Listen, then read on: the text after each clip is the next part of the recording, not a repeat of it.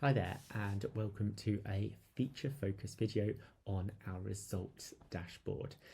What I'll warn you before we start this video is to access the results panel in Pencil Pro, you need to have ad accounts connected.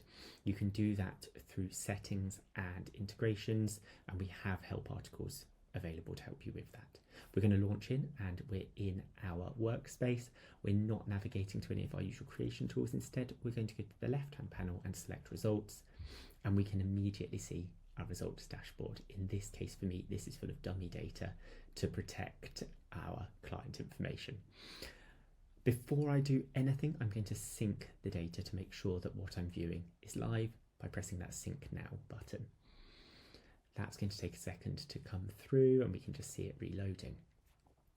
The next thing that I'm going to do is apply a specific time period to this. So at the moment, we're viewing the last 90 days data.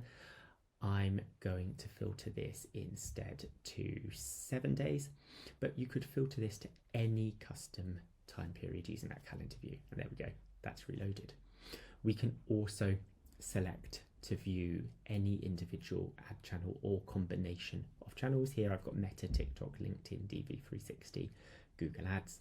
I could also connect a YouTube channel and then I'd be able to select that from here as well. So I'm selecting what I want. In this case, I'm going to stick to Meta and I'm going to apply it.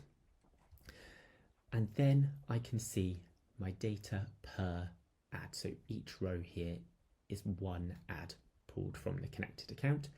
By default, we have CPC, CPM, CTR, CPP, clicks, and then 50 plus others. On Meta, if we were to select a different ad channel, we would have different combinations of results viewable here, pulled from the channel.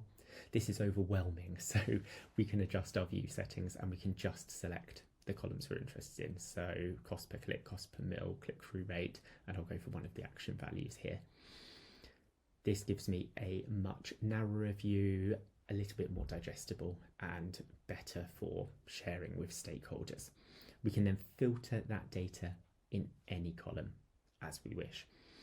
What's also really important to note is we can set these up as pre-built dashboards. So I could rename this dashboard to Meta and always be able to return to this view and these filters and set up an additional dashboard, let's say for TikTok, and get the views that I want for that connection.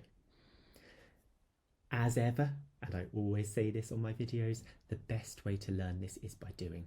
So get into your workspace if you haven't already, connect your ad accounts and just give this a go, click through and see what you can find out about your ad data. Thank you.